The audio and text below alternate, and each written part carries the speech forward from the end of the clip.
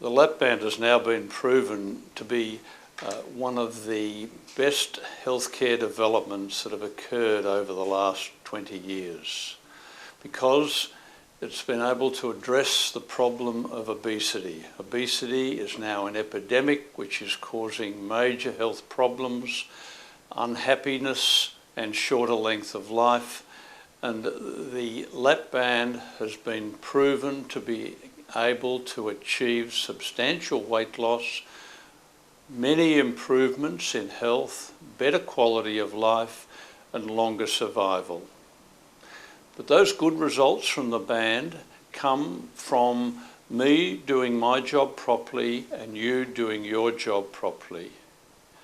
And we wrote a book, The Lap Band Solution, a partnership for weight loss, in order to be able to give you the information that you need to get the best results from the band.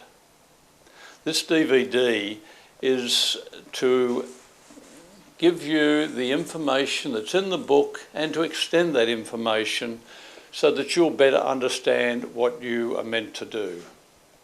It's very important to notice the subtitle of the book, A Partnership for Weight Loss. We truly mean that because I have to do my job properly and you have to do your job properly. The three things that I have to do are I have to place the band safely and correctly. I have to do the best follow-up for you. Make sure that you have care permanently after you've had the band. And I have to give you the information that you need. And this book and this DVD are part of that information. Now in turn, you have to do three things. You have to follow the rules that are in the book and that will be on this DVD regarding eating.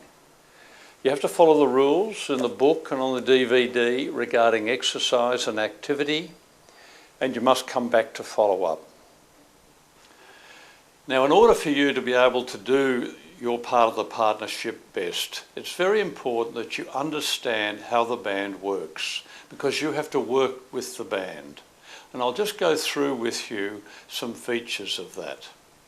The band is sitting at the very top of the stomach. There's almost no stomach above the band.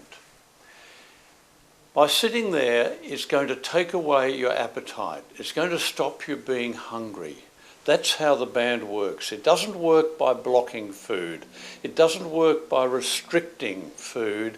It works by reducing your appetite, by generating what we call satiety, a feeling of not being hungry. If we look more closely at this area, and there's been a little cutaway there so that we can see the inside of the stomach and the lower part of the esophagus. The esophagus is a muscular tube that leads food down into the stomach.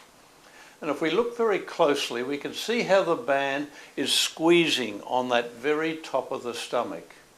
And by squeezing there, it's stimulating nerves, which then go up to the brain and tell a very key part of your brain that you're not hungry. The band, by just sitting there, is having that effect, so that you will wake up in the morning not feeling all that hungry. You may get a little hungry before a meal, but then when you eat, the fact of eating will actually stimulate those nerves even more, and your appetite will be reduced. We can see here a bolus of food, one bite of food being pushed across the band. And you can see how it very mildly stretches the area above the band and then it gets pushed across. And the band offers resistance to that movement of food, and that resistance generates the stimulus to tell the brain that you're pretty much okay. This shows a lot of the nerve endings that are in that area. There are a lot of nerve endings, and they're very special nerve endings which are designed to actually detect distortion. So that before you had the band, when you ate a large meal, that area became distended, and that would send the signal to the brain that you've had enough. By placing the band there, we're now creating that same effect on those nerves without having the stomach being full. And that's the key method by which the band will work. If we watch a bite of food come down through that area, we can see this area where the nerves are, and they're already being compressed by the band so that there is already stimulus going up. There's a basal compression by the band, and then when food comes down, you can see how that food will get squeezed across that area, and as it squeezes across, it stimulates those nerves even further, and that takes away whatever hunger was present before the meal. The other area that I want you to be aware of before we start talking about the rules for eating and exercise is about the green zone chart. The green zone chart summarises much of what we're trying to achieve when we do adjustments and try and achieve the level of control of your appetite that we want you to have. The green zone chart is on the back page of the book, and I want you to become familiar with that so that you understand what we're talking about, and you can tell us whether you're in the yellow zone or the green zone or the red zone. The chart consists of three areas, the yellow, the green and the red, and they relate to whether the band is too loose, is adjusted just correctly, or is too tight. If the band is too loose, you'll feel hungry. You'll eat larger meals than you should, and you won't be losing weight. If the band is correctly adjusted and you're in the green zone, you don't feel so hungry. Even if you haven't been eating, you're not feeling very hungry. You'll get a little bit hungry before a meal, you'll eat a small amount of food and you'll be happy with that, and you'll be losing weight, and you'll have no symptoms that are upsetting you. If we make the band too tight, we actually hurt you. Firstly, you start to get symptoms. You start to get problems like reflux, like food sticking, feeling uncomfortable, having to bring some food up because it doesn't seem to go through. And on top of that, you may find that you're gaining weight rather than losing weight because you tend to eat incorrectly.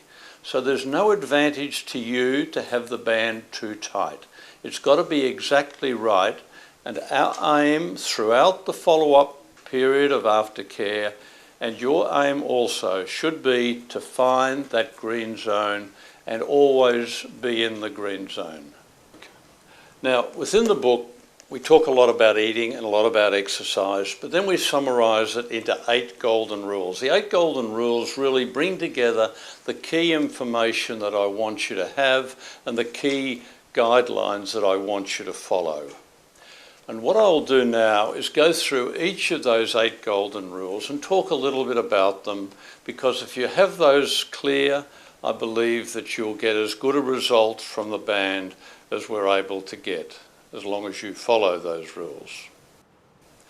The first rule is to eat 3 or less small meals per day. Now, there are 2 elements to that rule: 3 or less meals and small meals. And I'll deal with the 2 different elements separately. We'll firstly talk about the 3 or less small meals a day. I don't want you to have more than 3 meals a day, but I don't mind if you have less than 3 meals a day. If you're not hungry, don't eat. There's no